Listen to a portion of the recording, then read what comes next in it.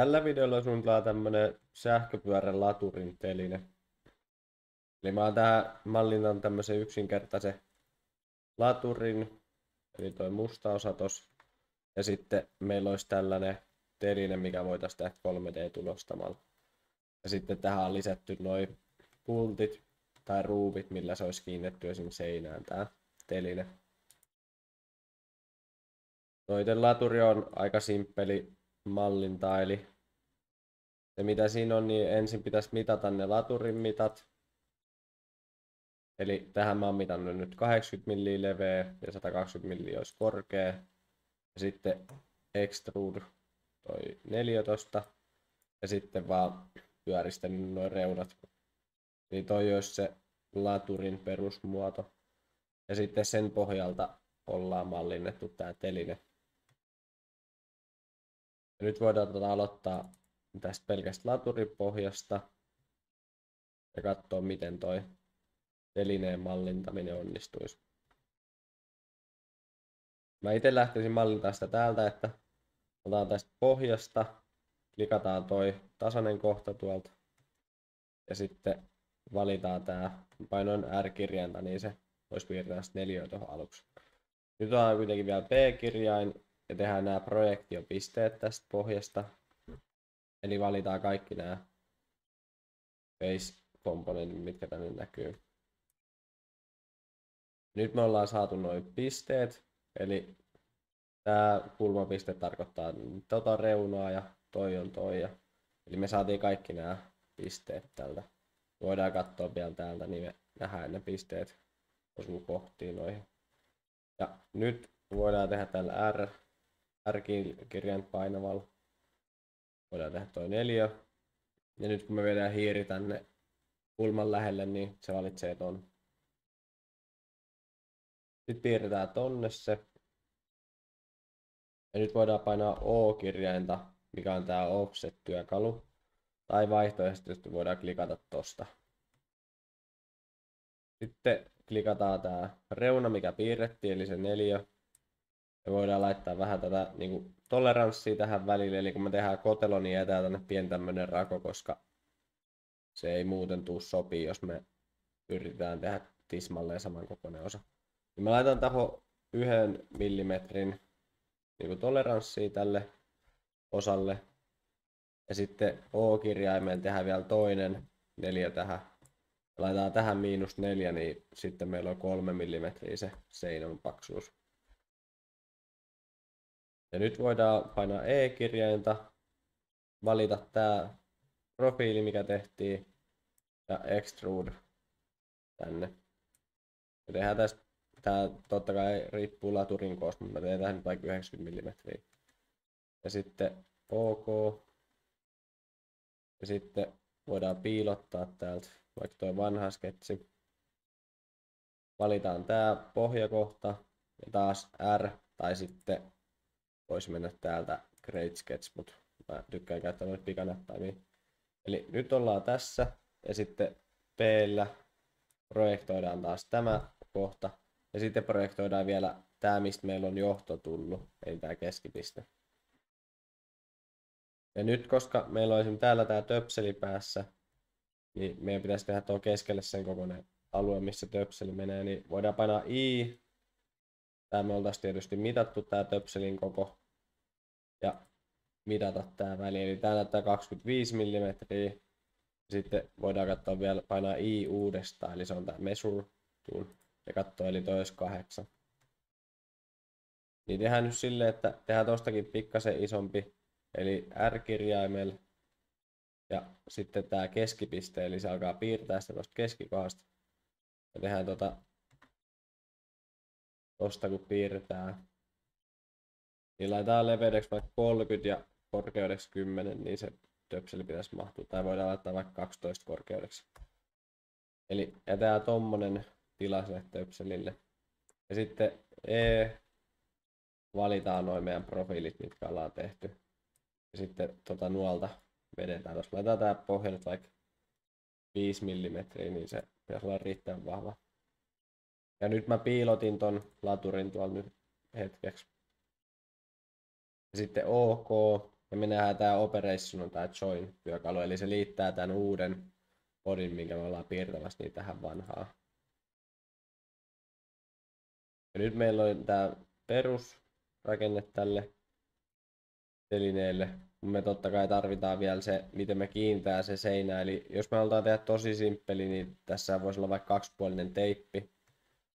Mutta mä itse sanoisin, että se on vahvempi, kun laitetaan näillä ruuvikiinnikkeillä. Niin mennään tähän planeen ja painetaan R. Niin se valitsee tän. Alkaa tekemään tää sketsi, eli tänne ilmeisesti voi uusi sketsi. Ja sitten P-llä otetaan projektio tästäkin. OK. Sitten C-kirjain, eli voidaan piirtää ympyrä. Ja tästä tehdään silleen, että valitaan toi kohta, eli me piirretään ympyrän 2 reunapistettä. Ja nyt kun klikkas tosta, niin se ottaa sen tuohon kulmaakin ja tässä samalla kun viedään tähän pisteen lähelle. Eli me ollaan tehty toi projektiopiste, niin se automaattisesti tarraa näihin pisteisiin. Eli tehdään tohon kanssa. Nyt meillä on jo niin kuin toi, mikä me haluttaisiin tuohon piirtää, eli sitten vaan E:llä ja valitaan tää plane. Ja tää meidän reuna oli 3 milliä paksu, niin laitetaan tuohon 3. Ja sitten OK. Nyt voidaan mennä tähän takas. Piilotan vielä ton sketsin. Mennään tähän takas. Ja sitten taas P:llä tää project. Ja sitten piirretään tähän apuviiva. Eli laitetaan tosta. Laitetaan vaikka 25 mm. Ja sitten X:llä voidaan muuttaa tää constraint viivaksi. Ja sitten voidaan koittaa tällaiset, piirretään tähän tää toinen apuviiva. Tätä käytetään siihen reikien tekemiseen. Laitetaan tälle vaikka 35 mm. Ja nyt tehdään niin, että klikataan tästä. Sitten klikataan tää midpoint. Ja nyt kun me klikataan täältä, niin tämän viivan keskipiste menee tohon. Eli se kiinnittyy nyt siihen. Ja nyt meillä on toi keskipiste tossa. Ja voidaan piirtää ne meidän reijät niille ruuveille. Sitten D-työkalulla tää dimension. Mä laitan vaikka 5.5. Taitaa olla 5 millisiä ne jotkut ruuvit.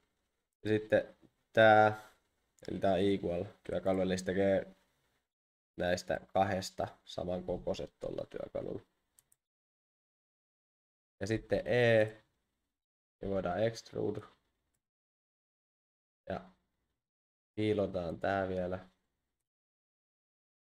Ja sitten tehdään nämä viisteet. Eli jos meillä on taas sellainen pultti, missä olisi ne viisteet. Ja nyt toi on käytännössä tossa. Mä teen vielä silleen, että mä nyt vaihan ton värin kanssa tänne. Eli taisi olla sininen siinä esimerkiksi. Joskus noi pitää ladata, jos ne ei ole tossa valmiin, ja laitetaan se tohon. Ja sitten jos me voitaisiin tulostaa tää vaikka niinkin päin, että tää on se pohja, niin tehdään semmoset jutut, että valitaan noi reunat ja laitetaan näihin pienet pyöristykset, niin se on paljon helpompi tulostaa. Jos siinä on tommonen terävä kulma reunas, niin se voi alkaa irtoa siitä tulostuspelistä, niin kannattaa vähän pyöristää. Ja sitten mä oon jo ottanut näköjään täältä tämän tangent chain pois käytöstä, mutta jos meillä olisi tää tangent chain, niin se koittaa pyöristää koko tämän reunan. Mutta jos me otetaan tää pois käytöstä, niin me voidaan valita vaan tällaisia pienempiä kohtia. Eli voidaan tehdä pyöristykset noihin. Ja sitten mä olin tänne lisännyt pohjaa vielä tämmöisen pienen viisteen. Ja jos halutaan tehdä vielä hienompi, niin voidaan laittaa näihinkin vaikka 1 mm pyöristykset, niin ei ole myöskään täällä näitä teräviä reunoja, mikä on ihan hyvä. Noin. Ja sitten semmonen vielä, että täällä on nyt noi terävät kulmat. Eli jos tää kerroksittain tulostaa, jos tää on pohja ja tonne ylöspäin, niin noi voi olla vähän heikot tällaiset kulmat joskus. niin voidaan laittaa tänne sisällekin. Laitetaan tänne ihan vähän, laitetaan vaikka 0,5. Me oltiin jätetty vähän sitä toleranssia siihen meidän laturiin, mutta voi olla myös niin, että toi menisi liian lähelle laturiin, mutta voidaan tarkistaa se kohta. Eli tosta OK, ja sitten voidaan tehdä tänne myös tää piste. Ja tehdään tästä vaikka 1. No eikö niin, me ei voida tehdä noin paljon edes. Eli voidaan laittaa vain 0,5 siihen, koska tää pyöristys on 0,5. Nyt saatiin tommonen pieni piste tonne edes. Ja voidaan laittaa tää laturi tänne paikalleen vielä. Ja voidaan tehdä semmonen juttu, että katsotaan vaikka täältä suunnasta. Eli voidaan laittaa täältä tämmönen kuin section analyys. Ja klikataan tästä. Ja me nähdään tää poikkileikkaus näistä alueista. Ja voidaan vähän tarkistaa, että mahtuuko se laturi sinne. Eli se olisi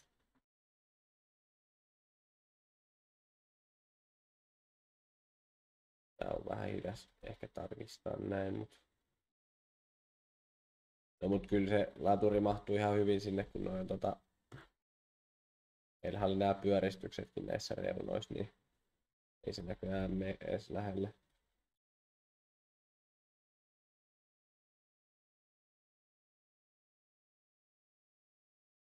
Eli se on tohon asti korkeintaan se 5, niin mahtuu toi laturi ihan hyvin.